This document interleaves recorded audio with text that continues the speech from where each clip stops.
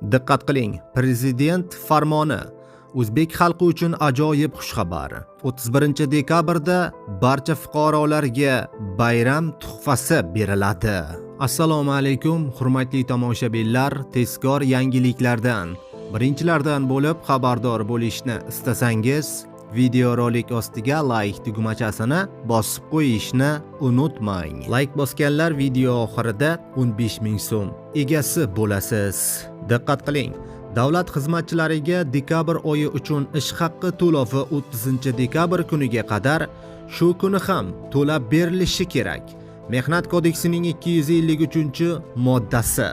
Ish haqqi to'lanadigan kun dam olish kuniga yoki ishlanmaydigan bayram kuniga to'g'ri kelib qolganda ham ish haqqi ushbu kunlar arafasida to'lanadi, deyiladi xabarda. Aziz do'stlar, ushbu xabar ostiga like bosib, videoni yaqinlaringizga ham yuborib qo'ying.